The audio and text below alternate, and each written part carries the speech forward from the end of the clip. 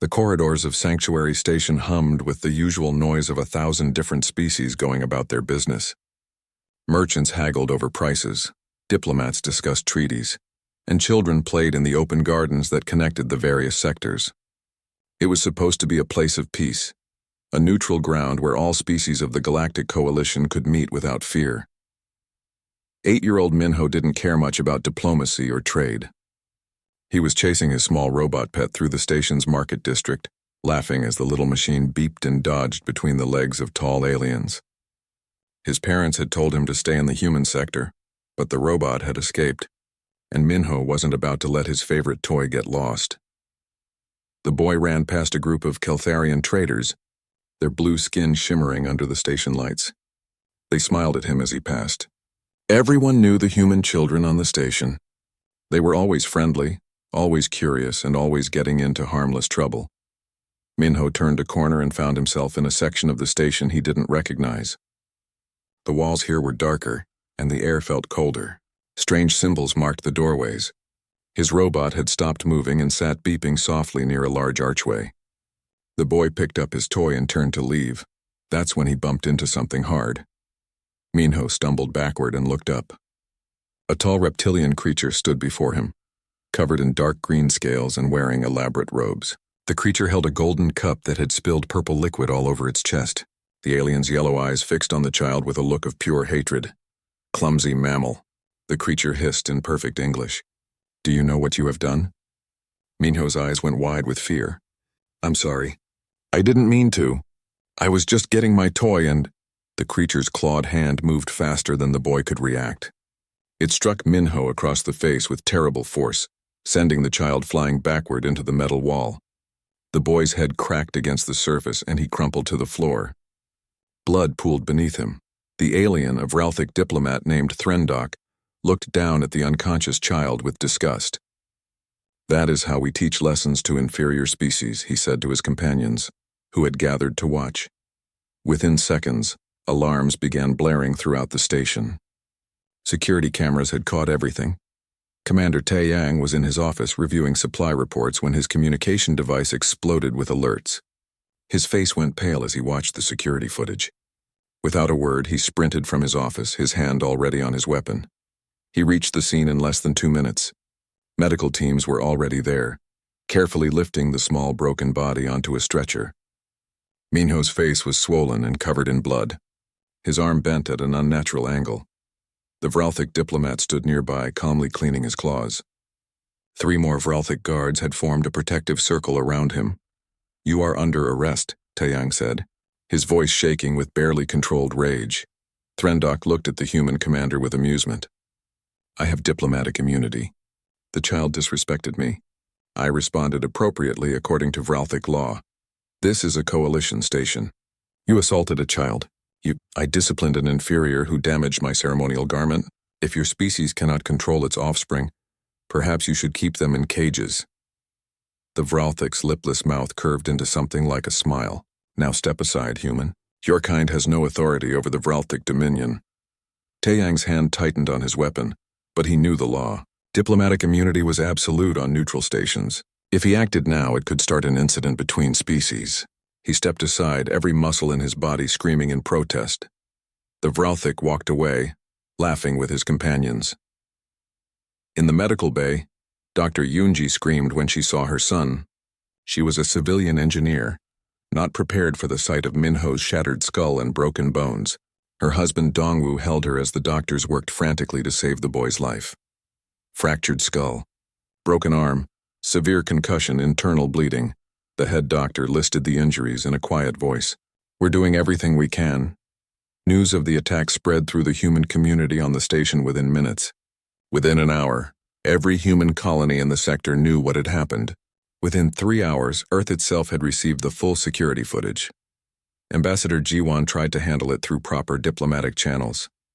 She filed formal protests with the Galactic Coalition. She demanded that the Vralthic government hand over Threndok for trial under coalition law. She spoke with calm professionalism even though her hands shook with anger. The Vralthic response came 12 hours later. High Commander Vrexthal, leader of the Vralthic fleet stationed near the sector, broadcast a message to Sanctuary Station. The Vralthic Dominion does not apologize to lesser species. The human child showed disrespect and was punished according to our laws. If humans cannot accept their place in the natural order, perhaps they do not belong in this sector of space. The family of the child will issue a formal apology to diplomat Threndok, or the Vralthic fleet will consider it an act of hostility. Jiwan watched the message with disbelief. She had been a diplomat for 20 years and had never seen such arrogance. She immediately sent a message to Earth, to the Coalition Council, to every human colony. They're demanding we apologize, she told Taeyang later that day. They actually think we'll apologize for their crime. Taeyang stood at the window of the medical bay, watching young Minho fight for his life. Machines beeped steadily, keeping the boy alive. What does Earth say? Nothing yet. Radio silence. All military channels have gone dark. Jiwan paused. Taeyang, I've never seen Earth go this quiet. What does it mean? The commander turned to her, and she saw something in his eyes she had never seen before. Fear, but not fear of the Vralthic. It means, Taeyang said softly, that humanity is making a decision, and I don't think the Vralthic understand what they've done. On Earth, in the command center of the combined fleet, Admiral Sunwoo stood before a massive display showing the location of every human military vessel in known space. He was 70 years old, gray-haired, and had retired 5 years ago after the last corporate war. He had hoped never to command a fleet again, but he had watched the footage of little Minho being struck down. He had heard the Vralthic demand for an apology, and he had read the reports about how the Vralthic were now positioning their fleet aggressively around Sanctuary Station, firing warning shots at human civilian ships. One of those warning shots had hit a transport vessel. 3 humans were dead. 20 more were injured. The admiral looked at his officers, men and women who had fought in humanity's bloodiest conflicts. They looked back at him with the same expression, the same terrible understanding. How long to mobilize the full fleet? Sunwoo asked. 70% can be ready in 6 hours, sir. Full deployment in 24 hours. Do it. Send the order to every human military vessel in space. Destination, Virtus Prime Sanctuary Station. Maximum speed. Sir, one of the younger officers asked. The Galactic Coalition will demand we pursue diplomatic solutions first. There are protocols. Protocols? Sunwoo turned to face the young man. They attacked a child. They killed civilians. They're making threats because they think we're weak. They think we're prey. The Admiral's voice dropped to something cold and final. We're about to teach them what humans really are. Send the message. Within the hour, 217 human warships began moving through space, all headed toward the same destination. They moved with a speed and coordination that made Coalition observers nervous. On Sanctuary Station, Minho remained in a coma. His mother sat beside his bed, holding his small hand. She had refused to apologize. She would never apologize. Outside the station, the Vralthic fleet took up aggressive positions. High Commander Vrextal was confident. Humans were traitors and diplomats, soft creatures who avoided conflict. They would back down. They always did. He didn't know that humanity had just declared war. He didn't know that the storm was coming. And by the time he realized his mistake, it would be far too late. The message reached every human settlement in the galaxy within 18 hours. On distant mining colonies and scientific research stations, aboard trading vessels crossing between stars, humans stopped what they were doing and watched the same footage. A small boy being struck down, his blood on the station floor, the Vralthic laughing. Lieutenant Borum sat in her quarters on the orbital defense platform above Earth, watching the video for the 5th time. Her hands gripped the edge of her desk so hard her knuckles turned white. She had a nephew about Minho's age. The thought of anyone hurting Junho made her stomach twist with rage. Her communication panel blinked. New orders, all personnel report to battle stations. This is not a drill. Full combat readiness in 30 minutes. Borum had been in the military for 8 years. She had never seen these particular orders before. They were the kind of orders that only came during wartime. Earth had not been at war with an alien species in 73 years. She grabbed her uniform and ran. Across human space, the same scene repeated itself thousands of times. Reservists were called up. Civilian ships were commandeered for military transport. Factories that hadn't produced weapons in decades suddenly roared back to life. Humanity was preparing for something the galaxy had never seen. In the diplomatic quarter of the Coalition's central station, Ambassador Yanwu received an urgent message from the Keltharian Republic. The Keltharians were one of humanity's oldest allies, peaceful traders who had been part of the Coalition for over 2,000 years. "You need to recall your fleet," the Keltharian ambassador said, his blue face showing genuine concern. "The Vralthic have a powerful military. If this escalates, they attacked a child," Yanwu interrupted, her voice flat. "They killed civilians. They threatened us. What would your people do?" The Keltharian was quiet for a moment. "We would pursue diplomatic solutions. Violence only creates more violence." "Then you've never been pushed far enough." Yanwu ended the transmission. Other Coalition species were having similar conversations with human representatives. Everyone was worried. The humans were mobilizing their entire military force over one incident. It seemed like an overreaction. It seemed dangerous. None of them understood. They had never studied human history carefully enough. Captain Deho commanded a large merchant vessel called the Bright Horizon. He had been trading with alien species for 20 years, carrying goods between human colonies and Coalition worlds. He was not a military man. He had never fired a weapon in his life. But when he received the recall order, he immediately changed course and headed for the nearest human military station. His ship would be loaded with supplies and ammunition. He would do his part. On the journey, Deho accessed the human historical database.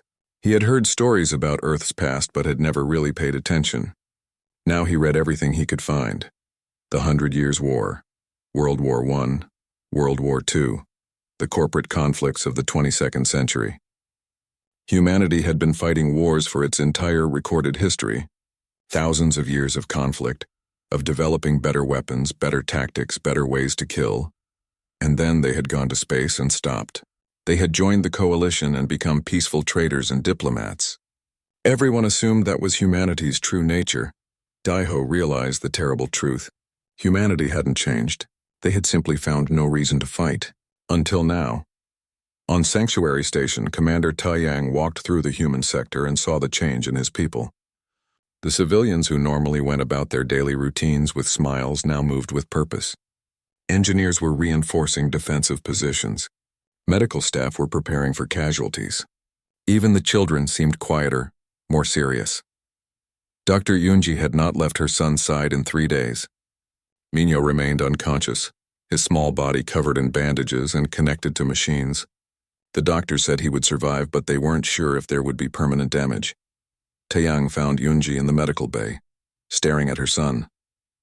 "Dr. Yunji," he said quietly, "the Vralthic are still demanding that you apologize. If you do, this might end peacefully." She turned to look at him. Her eyes were red from crying, but her voice was steady. "Will it bring back those 3 people their warning shot killed? Will it erase what they did to my son? No, then I will never apologize. Not to them. Not to anyone." She looked back at Minho. "Let them come. Let them try," Taeyang nodded. He hadn't expected any other answer. Outside the station, the Vralthic fleet had grown to 50 warships. High Commander Vrextal was making a show of force, certain it would make the humans back down. His ships fired more warning shots near human vessels. They blocked trade routes. They sent threatening messages. The human fleet had not yet arrived, and Vrextal took this as a sign of weakness. "They are afraid," he told his officers in the command center of his flagship. "They know they cannot match Vralthic power. Soon they will crawl to us and beg forgiveness." Warcast Threndok, the Vralthic who had struck Minho, stood nearby. "Humans are prey animals. Soft, emotional. They lack the warrior spirit. This will be over within days." Vrextal nodded in agreement. The Vralthic had conquered 17 different species over the past 2 centuries. They knew how to identify weakness. Humans showed all the signs. They were wrong. The first human ship arrived at Virtus Prime exactly 72 hours after the attack. It was a destroyer-class vessel called the Retribution, commanded by Major Su Yun. The ship took up a position between Sanctuary Station and the Vralthic fleet. 1 ship against 50. Vrextal laughed when he saw it. "They send 1 ship? This is their response?" Then the 2nd ship arrived. "And the 3rd. And the 4th. Within 6 hours, 20 human warships had positioned themselves in a defensive formation around Sanctuary Station. They said nothing. They made no threats. They simply waited. Admiral Sunwoo arrived on the command carrier Indomitable 12 hours later. The ship was massive, one of humanity's largest military vessels. It had been built after the last corporate war, and had never been used in actual combat. Captain Hyun-sik commanded the Indomitable's tactical operations. He was a veteran of the corporate wars, a man who had seen the worst of human conflict. When he took his position on the bridge, he felt the familiar cold focus of combat readiness settling over him. "Scan the Vralthic fleet," Sunwoo ordered. "I want to know the exact position and capability of every ship." The scans completed in minutes. The Vralthic ships were powerful, no question. They had strong weapons and thick armor, but they were designed for intimidation and quick strikes against weaker opponents. Sunwoo studied the data and smiled. It was not a kind smile. He opened a direct communication channel to the Vralthic flagship. "High Commander Vrexthal, this is Admiral Sunwoo of the Human Combined Fleet. You have 12 hours to surrender all individuals involved in the attack on the human child and the killing of human civilians.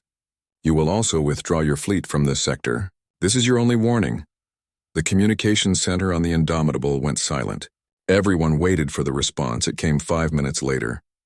Vrexthal appeared on the screen, his reptilian face showing amusement. "Admiral, you are outnumbered more than 2 to 1. Your ships are small. Your species has no experience with real warfare. I suggest you withdraw before we are forced to destroy you." 12 hours, Sunwoo repeated. "After that we will consider you hostile and act accordingly." "You dare threaten the Vralthic Dominion? We who have conquered worlds while your species was still climbing trees?" Vrexthal's voice rose in anger. "You are prey. We are predators. Know your place." Sunwoo leaned forward slightly. 12 hours. I suggest you use that time to review human history, study our wars, study what we're capable of, then make your choice. He ended the transmission.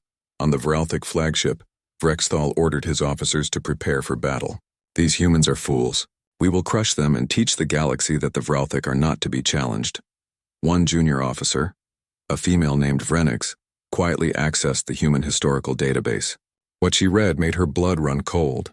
She tried to tell her commander, but he dismissed her concerns. "History means nothing. We face them now and they are weak." Vrenix said nothing more, but she began making personal preparations. She had a feeling her fleet was about to learn a terrible lesson. The 12 hours passed slowly. The human fleet maintained its position, silent and waiting. More ships arrived every hour, until there were over 50 human vessels in formation. On Sanctuary Station, people watched through the windows as the two fleets faced each other in the darkness of space. Parents held their children. Merchants stopped their trading. Everyone waited. In the medical bay, Minho's eyes opened for the first time in 4 days. "Mom?" he whispered. Yoonji sobbed with relief and held her son's hand. "I'm here, baby. I'm here. My head hurts. I know. It's going to be okay." Outside, Admiral Sunwoo looked at the countdown timer. 3 minutes remained. "All ships," he said calmly. "Weapons free. Execute Protocol Omega." Captain Hyun-sik felt his heart rate increase. Protocol Omega, total warfare. No mercy, no surrender. Complete destruction of the enemy. The countdown reached 0. The Vralthic fleet fired first. The Vralthic missiles screamed through space toward the human fleet. 40 Vralthic warships had launched their opening attack, expecting to overwhelm the smaller human vessels with pure firepower. High Commander Vrexthal watched from his flagship's command center, confident in his victory. The missiles never reached their targets. Point defense systems on every human ship activated simultaneously, filling space with streams of projectiles that intercepted the incoming fire. Explosions lit up the darkness like fireworks, but not a single missile got through. "Impossible," Vrexthal muttered. "Fire again! All batteries!" The second wave launched. This time the Vralthic ships added energy weapons to the attack, hoping to overwhelm the human defenses. Surely they couldn't stop everything. They were wrong again. On the Indomitable, Captain Hyun-sik watched his tactical display with satisfaction. Adaptive shields holding at 97%. Point defense working perfectly. "They're not even scratching us," Admiral Sunwoo nodded. "Return fire. Target their command vessels first." What happened next shocked every observer watching the battle. The human ships didn't fire massive energy beams or launch waves of missiles.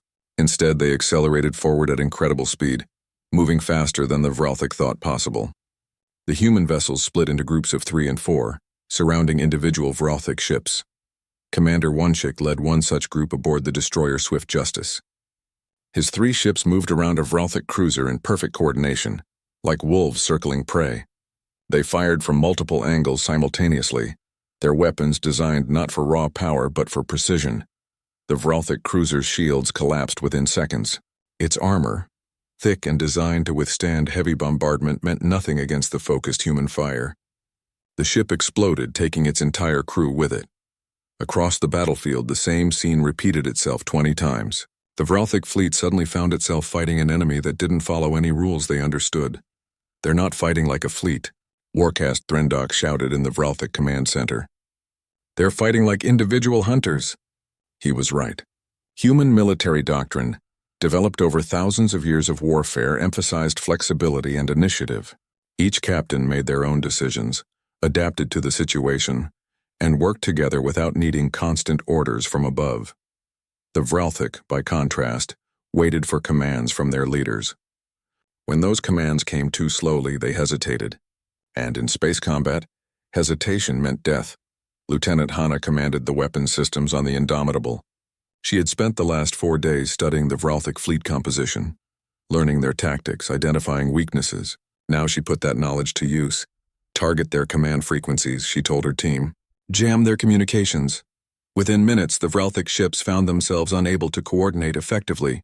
Individual captains tried to make decisions, but they had been trained to follow orders, not think independently.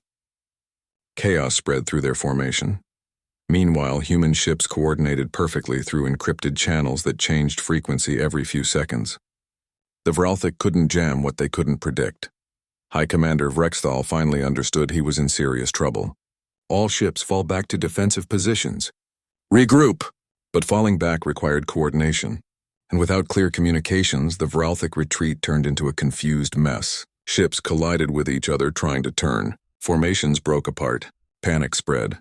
The human fleet pressed their advantage without mercy. Young pilot Taehyun flew his fighter through the chaos, his cameras recording everything. He had volunteered for this mission specifically because of what happened to Minho. Taehyun had a little sister about that age. The thought of anyone hurting her made him see red. His fighter dodged Vralthic fire easily. The alien weapons were designed to hit large, slow-moving targets. A small, fast human fighter was almost impossible for them to track. Taehyun launched precision missiles at the Vralthic ship's sensor arrays, blinding them one by one. "This is for the kid," he whispered as another missile found its target. On the Vralthic flagship, Warcast Threndok was trying to restore order when a junior officer ran to him in panic. "Sir, we've lost contact with 17 ships. Our fleet is breaking apart." "That's impossible. We outnumbered them." "The humans. They fight like nothing we've ever seen. They're everywhere at once. They know exactly where to hit us. It's like they've been studying us for—" The ship shuddered from an impact. Alarms blared. Direct hit to our main reactor. "Shields failing!" Threndok looked at the tactical display in horror. In less than 3 hours, the Vralthic fleet had been reduced from 50 ships to 33. And the humans hadn't lost a single vessel. He finally pulled up the human historical database that junior officer Vrenix had tried to show him earlier. What he read made him understand his mistake. Humans had been fighting wars for 10,000 years. They had fought with sticks and stones, with swords and spears, with guns and bombs, with nuclear weapons and biological warfare. They had nearly destroyed their own planet multiple times. They had developed the concept of total war, where every resource, every person, every strategy was used to achieve complete victory. And then they had gone to space and stopped fighting. The galaxy thought they had become peaceful. The truth was simpler and more terrifying. Humans had simply run out of enemies. Until now. Specialist Yuna worked in the electronic warfare section of the Indomitable. She was a quiet woman who had spent her entire military career studying alien computer systems. Now she put that knowledge to devastating use. She hacked into the Vralthic communications network and began broadcasting audio across all their channels. The sounds of their dying warriors, their ships exploding, their commanders screaming in panic. She made sure every Vralthic soldier heard what was happening to their fleet. It was psychological warfare, and it was brutally effective. Already shaken by their losses, many Vralthic crews began to panic. Some tried to surrender, others tried to flee. The human fleet gave them no chance to do either. Admiral Sunwoo watched the battle with cold efficiency. He felt no joy in the killing, but he felt no hesitation either. The Vralthic had attacked a child. They had killed civilians. They had threatened humanity. This was justice. "Sir," Captain Hyunsik said quietly, "the Vralthic are breaking. Should we accept surrenders?" Did they accept Minho's surrender when he apologized? Did they show mercy to those civilians on the transport ship? Sunwoo's voice was ice. "Continue the attack. Total destruction of all military assets." Around the galaxy, other species watched the battle through long-range sensors and felt a chill run through them. The peaceful humans, the friendly traders, the diplomatic species that always sought compromise. They were destroying the Vralthic fleet with terrifying efficiency. On the Keltharian homeworld, Elder Counselor Thexmore watched the tactical data with growing horror. "By the ancestors," he whispered. "They've been holding back this entire time. They could have conquered half the galaxy." His aide looked at him with confusion. "Why didn't they?" "Because they didn't want to. They chose peace." Thexmore pointed at the screen showing the battle. "But someone hurt their child. Someone chose to make them angry. And now we're seeing what humans really are." The Coalition had records of every major species' military capabilities. They thought they understood humanity's strength. But those assessments had been made based on peacetime operations, on defensive military exercises, on the small conflicts that humanity had engaged in since joining the Coalition. No one had ever pushed humanity to total war. Until now. The battle lasted 6 hours. When it was over, only 12 Vralthic ships remained functional, and most of those were heavily damaged. The human fleet had lost 0 ships. 3 had taken minor damage, 47 casualties total, mostly minor injuries. The Vralthic had lost over 12,000 warriors. High Commander Vrexthal stared at his command screen in shock. His mighty fleet, the pride of the Vralthic Dominion, had been crushed like insects. The humans hadn't just defeated them. They had humiliated them. "Admiral Sunwoo," he said through the communication channel, his voice shaking. We surrender. Please, no more. We surrender." Sunwoo's face appeared on the screen, and Vrexthal saw something in the human's eyes that made him truly afraid for the first time in his life. It wasn't anger. It wasn't hatred. It was cold, calculated determination. "You attacked a child," Sunwoo said quietly. "You killed civilians. You threatened my species, and you thought we would surrender to you." He leaned forward. "We don't accept your surrender, Commander. We don't want your apology. We want justice." What does that mean?" "It means we're not done. Your fleet here was just the beginning. We're going to follow you back to your territory. We're going to dismantle your entire military, and we're going to make sure the Vralthic Dominion never threatens anyone again." The screen went dark. On Sanctuary Station, Minho was sitting up in his hospital bed, eating soup his mother had brought him. He could hear the cheering from the human sector as news of the victory spread. He didn't really understand what was happening. "Mom, why is everyone happy?" he asked. Dr. Yunji looked at her son, at his bandaged head and broken arm, and felt tears in her eyes. "Because the people who hurt you are being punished, baby." The human fleet didn't stop at Virtus Prime. Within hours of crushing the Vralthic force near Sanctuary Station, Admiral Sunwoo gave the order that would change galactic history. Pursue them, all the way to their homeworld if necessary. Captain Hyunsik looked at his commander with surprise. "Sir, the Galactic Coalition will demand we cease hostilities. There are protocols for—" "The Vralthic chose to ignore those protocols when they attacked our child," Sunwoo interrupted. "They ignored them when they killed our civilians. They ignored them when they threatened us. Now we'll show them what happens when humanity stops following protocols." The order went out to the entire human fleet.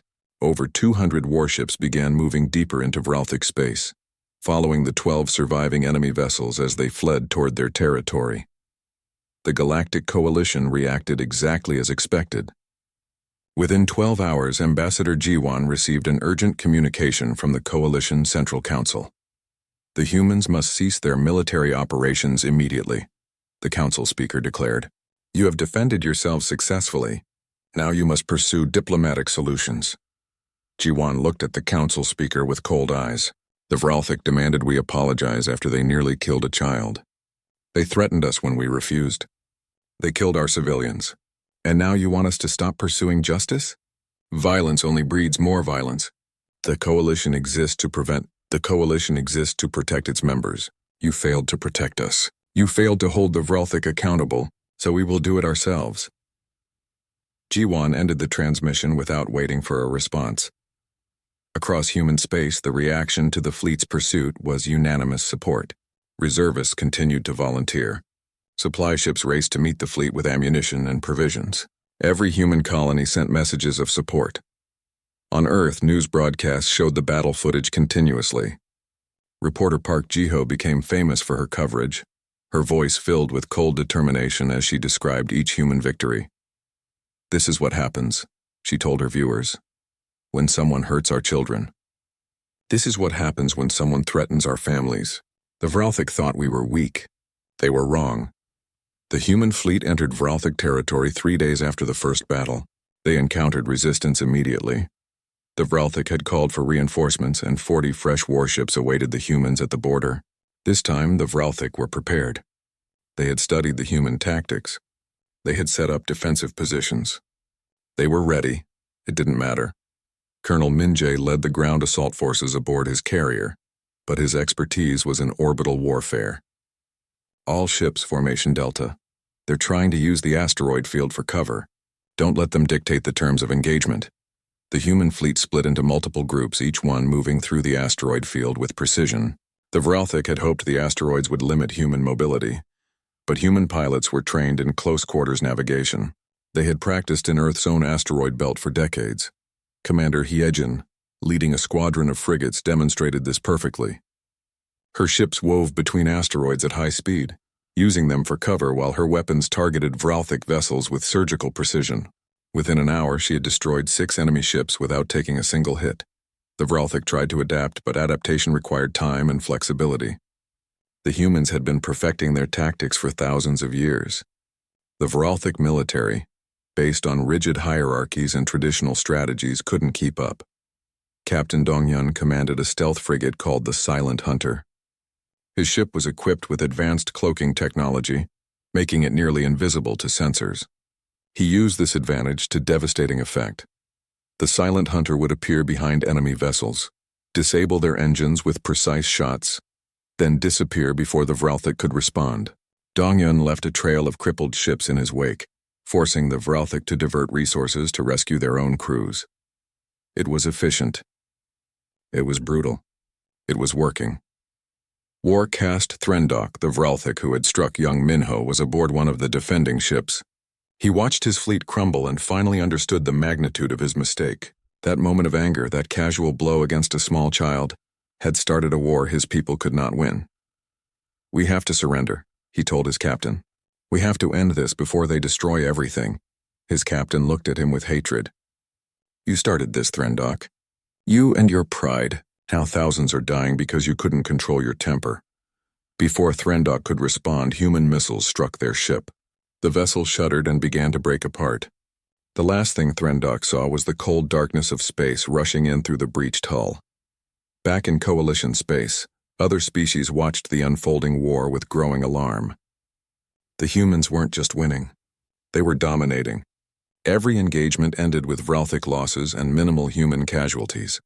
Strategist Seojin had been assigned to brief Coalition observers about human military doctrine. He stood before a room full of alien diplomats and military advisors, explaining concepts they had never encountered. "Humans developed something called total war during our darkest periods," Seojin explained. "It means using every resource, every advantage, every strategy to achieve complete victory. No half measures. No compromises. Total commitment to destroying the enemy's ability to fight." A Keltharian diplomat raised his hand. "But surely there are limits. Rules of engagement? Humanitarian concerns? Of course. We don't target civilians. We don't use weapons of mass destruction unless absolutely necessary. We follow the laws of war." Seojin paused. "But within those rules we are ruthless. We have to be. Because in total war, losing means extinction." Another diplomat, this one from the Peaceful Trellis Collective, spoke up nervously.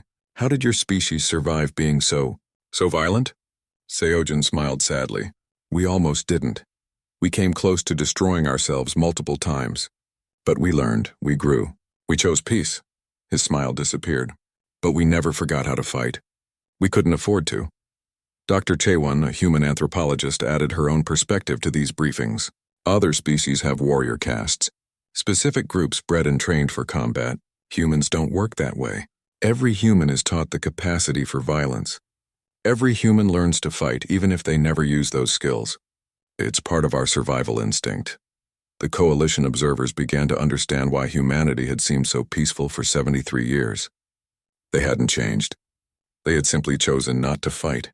And that choice made their current actions even more terrifying, because it meant they were choosing to fight, now, deliberately, with full knowledge of what they were capable of.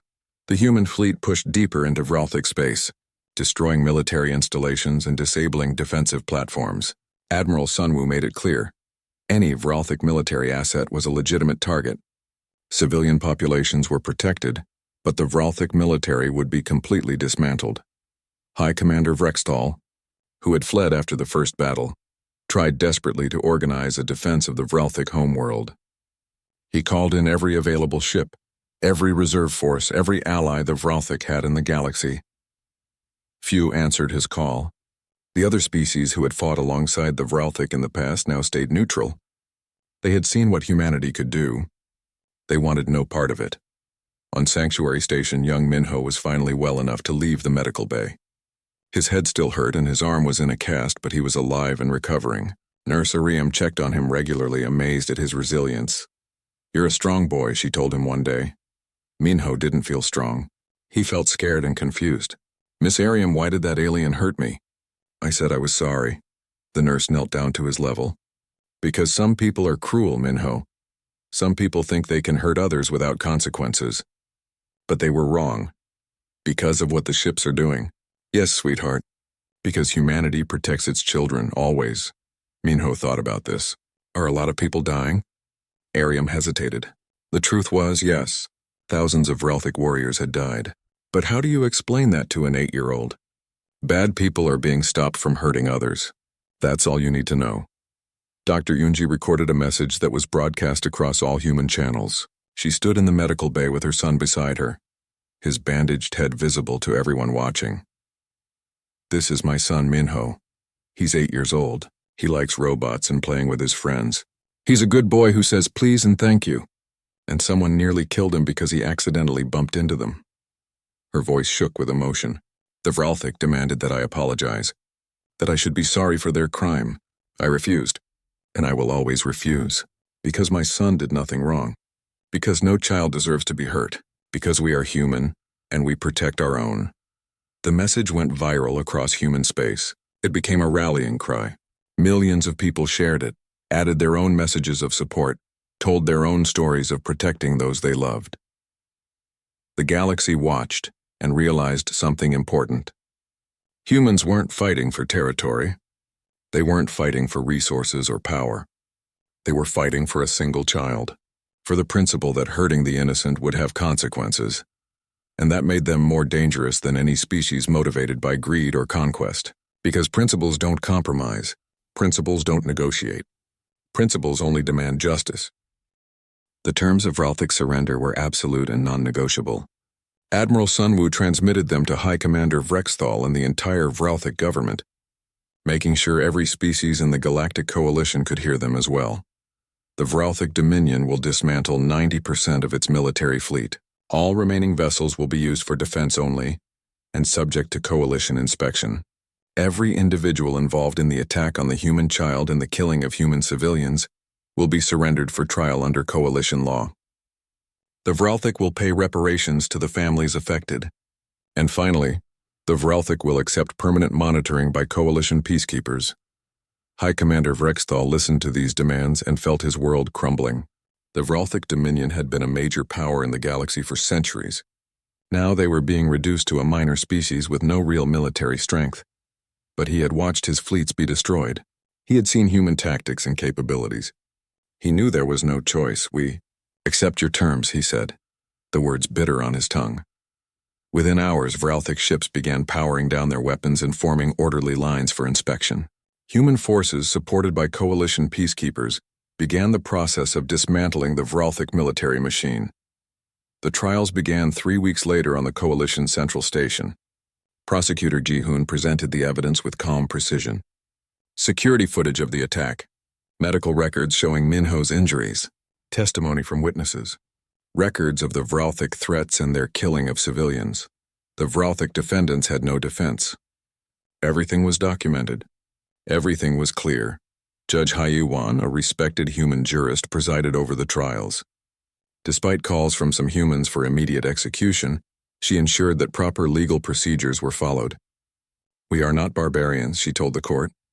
"We will show the galaxy that humanity believes in justice, not revenge." The Vralthic who had directly attacked Minho were no longer alive to stand trial. Warcast Threndok had died in the battle, but those who had supported him, who had threatened humanity, who had ordered attacks on civilians, they all faced judgment. High Commander Vrexthal received a life sentence in a coalition prison. Other Vralthic military leaders received similar sentences. The message was clear. Attacking the innocent had consequences. The galaxy's perception of humanity changed overnight. Species that had viewed humans as soft traitors now gave them wide berth. Pirates who had occasionally targeted human vessels stopped entirely. No one wanted to risk provoking humanity's wrath. Captain Jamin commanded a merchant vessel that had been attacked by pirates twice before the war. Now he traveled the same routes without incident. Other captains reported the same experience. The space lanes were suddenly much safer for humans. "It's not right," Jamin told his crew one day. "We shouldn't be safer just because people are afraid of us." His first officer, a woman named Suman, disagreed. "Maybe it is right. Maybe the galaxy needed to know that there are consequences for violence, that the strong can't just prey on the weak." Jamin thought about Minho, about that small boy who had nearly died for accidentally bumping into someone. Maybe you're right. Trade negotiations suddenly favored human merchants. Other species offered better prices, better terms, better deals. They wanted humanity's goodwill. They wanted to stay on humanity's good side. Ambassador Yanwu found herself overwhelmed with requests from other species wanting to establish closer ties with humanity. Species that had ignored human diplomatic overtures for decades now sought alliances and partnerships. "They're afraid of us," she told Ambassador Ji-won during a private conversation. "Is that so bad?" Ji-won asked. "For 73 years we've been patient. We've been peaceful. We've let others dismiss us. Maybe it's time they learn to respect us. Respect born from fear isn't real respect." "No," Ji-won agreed, "but it's a start. We'll earn their real respect through our actions. We'll show them that we're not monsters, that we fight only when necessary, that we protect the innocent." The Vralthic Dominion underwent massive changes. A reformer named Vralden, who had opposed the attack on Minho from the beginning, took leadership of the transitional government. He worked with coalition observers to rebuild Vralthic society along more peaceful lines. Commander Taeyang was assigned to oversee security during this transition. He walked through Vralthic cities and saw the change in how they looked at humans. The arrogance was gone. So was the dismissive contempt. Now there was wariness, respect, and in some cases genuine remorse. "Your species will recover," Taeyang told Vralden one day.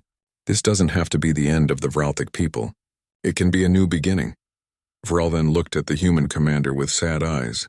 "We were taught that strength meant dominating others. That mercy was weakness. Your species showed us how wrong we were, how much that belief cost us." The human military began training coalition forces in their tactics and strategies. It was controversial at first. Many species worried about humanity teaching others how to wage war so effectively. But Commander In-hai, who led the training programs, had a different perspective. "We're not teaching them to be aggressive. We're teaching them to defend themselves, to protect the innocent. That's what our tactics are really about." She was right. The training focused on defensive operations, quick response to threats, and protecting civilian populations. The goal wasn't to create more warriors. It was to make the galaxy safer. On Sanctuary Station, life slowly returned to normal. The damage from the brief Vralthic occupation was repaired. Trade resumed. Families continued their daily routines, but there was one permanent change. A memorial was erected in the center of the station. listing the names of those who had died in the conflict. At the top was the name of young Minho, who had survived but whose attack had started everything. 5 years passed. Minho was now 13 years old. The scars on his head had faded, though they were still visible if you looked closely. His arm had healed completely. He was a normal teenager, interested in engineering like his parents, making friends, living his life. But everyone in the galaxy knew his name. He was the child whose attack had changed everything. The memorial service was held on the anniversary of the incident. Representatives from dozens of species attended, including several Vralthic. Minho stood beside his mother and placed a wreath at the memorial, remembering those who had died. Ambassador Jiwan gave a speech to the assembled crowd. 5 years ago, something terrible happened here. A child was hurt, lives were lost, and humanity responded with overwhelming force. Some say we overreacted, some say we were too harsh, but I say we did exactly what was necessary. She paused, looking at the crowd. For 73 years we had been peaceful. We had shown the galaxy one side of humanity, but when our children were threatened, when our people were killed, we showed another side. Not because we wanted to, but because we had to. The Vralthic learned a hard lesson, but it was a lesson that needed to be taught. That attacking the innocent has consequences.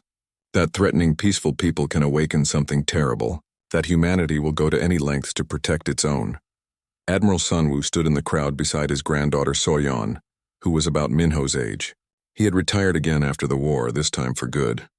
But he came to the memorial every year, remembering the decision he had made. Captain Hyunsik commanded the honor guard for the ceremony. Human and alien soldiers stood together, a symbol of how the galaxy had changed. The Vralthic representatives bowed deeply when Minho passed, showing genuine respect and remorse. After the ceremony, Minho spoke briefly with reporters. He was still shy, still uncomfortable with all the attention. But he had learned to accept his role in history. "Do you hate the Vralthic?" one reporter asked. Minho thought about the question carefully. "No, I was scared of them for a long time. But now I just feel sad. Sad that so many people died because someone got angry at a kid.